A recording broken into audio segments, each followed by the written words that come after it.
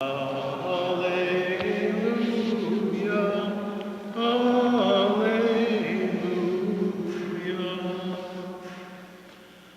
The Lord be with you. A reading from the Holy Gospel according to John.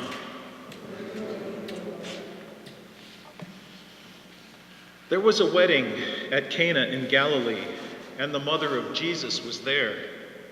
Jesus and his disciples were also invited to the wedding. When the wine ran short, the mother of Jesus said to him, "They have no wine." And Jesus said to her, "Woman, how does your concern affect me?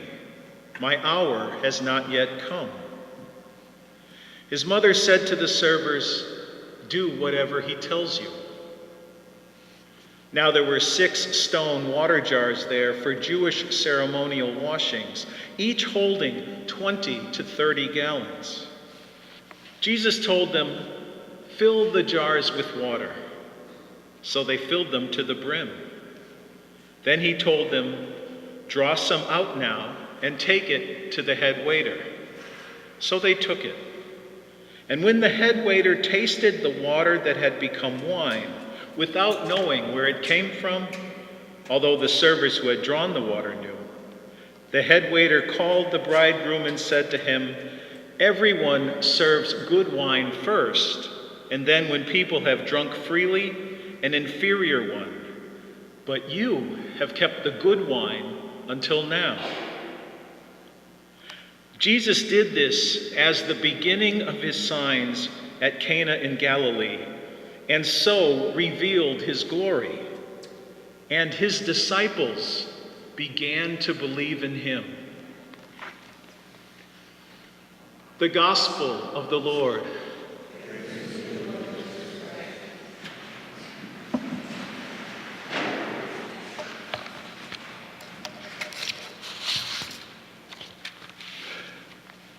Well, welcome to a new season in the church year. I mean, by the weather, you think we're finally getting into winter, so the seasons are a little confused, but, our Christmas decorations are gone, and now we're entering ordinary time that's replacing the Christmas season. And last Sunday, we hit the climax of Jesus' early life with his baptism, and now is the time to begin hearing about his active and public life as God's Word made flesh. In fact, Father John spoke last week about how Jesus' life and ministry was going to unfold in the coming weeks through the Gospel of Luke. However, on this second Sunday of Ordinary Time, we're not starting with a reading from Luke's Gospel after all. Rather, the church gives us a reading from John's Gospel about an event which took place before Jesus' public life had begun. As Jesus says explicitly, "My hour has not yet come." In the familiar gospel, we're at a wedding feast in Cana, and the wine has run out. And we all know the story. We know the miracle that Jesus performs. We know Mary's role in initiating that miracle, and we know the words that Mary said to the servants, and how we've come to understand the words that she meant for us. Do whatever he tells you. Now, these are all good messages, but the way this miracle happens, the way the event unfolds, is so different than any other of Jesus' miracles that we need to ask what this story tells us about Jesus. Why a wedding? Weddings are about newness of relationship. The two shall become one in an expression of deep, self-giving love. We just celebrated the season of Emmanuel, God with us. Now we get an introduction to what that really means. And the prophet Isaiah gives us a clue in the first reading. He says that God is going to enter into a new relationship with his people. He will give them a new name. They will be called My Delight, and their land will be known as espoused. The Lord will marry them and bring forth an abundance from their lands. Now the wedding at Cana points to a new relationship that God will establish with us through Jesus Christ. At the wedding, Jesus performs the miracle. He changes water into wine. Now that's pretty amazing. But is it really the point? Well, the gospel identifies this act as a sign. The only people that really know what happened are his disciples. The more interesting and perhaps curious part of the story is how Jesus responds to the need, how he responds to his mother's request. Initially, Jesus doesn't act upon her bidding. Woman, how does your concern affect me? He distanced himself from her, indicating that his ministry would be according to his hour. Now that's a reoccurring theme in John's gospel. You see, John wants us to understand that Jesus performs his signs according to God's will, and not necessarily in response to any person's wish or need. And John encourages us to see beyond the incredible act to something more profound. A sign or a miracle is not to amaze or to offer proof for Jesus' teachings. A sign is a window in which God becomes revealed. So what is God revealing? And what does he tell us about our relationship with Jesus? Now this story is very rich, and John's gospel is deep in symbolism, but there are three ways that we can explore it and then experience God as his delight. First, invite. Jesus went to the wedding because he was invited. And Jesus went to the wedding for the same reasons that we go to weddings. He cares about the couple and their families. He wants to share their joys and witness their commitment to each other.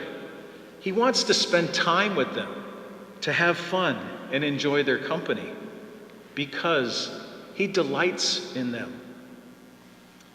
We need to invite Jesus into our lives, not just during the trials and the grief when we would chase after Jesus in our need, but we need to invite him fully into every aspect, every moment of our lives. He delights in us and wants to share our joys. And he works this first miracle to participate in and extend joy. Second, we need to ask, and ask always. All too often, when faced with a need or a problem, our primary response is to get to work at fixing things. Now, sometimes it's because we think our problem is too small to bother God with. Other times, it's because we're too proud, and we think we can take care of everything ourselves. But if we have invited Jesus into every aspect of our life, nothing is too small or too insignificant to share with him. Jesus will always respond in a way that's consistent with God's will, and often in ways that are different than our expectations, but sometimes in ways that will surprise us and far exceed our expectations. Now that leads me right to the third point. Watch for miracles. Consider the wedding, and consider how the familiarity with the story can obscure what's really happening. Jesus turns water into wine, but remember the context. Now, this party has been going on for quite a while, and the guests have already been drinking freely. You might expect Jesus to make a few more gallons of wine and then tell everyone, well, let's call it a night. But have you ever done the math? Jesus tells the waiter to fill 6 ceremonial jars with water, each holding 20 to 30 gallons. That means Jesus provided somewhere between 120 and 180 gallons of wine, the equivalent of about 900 bottles. God is not stingy. Jesus is saying that this celebration is good and that he delights in his people and that he desires to extend our joy.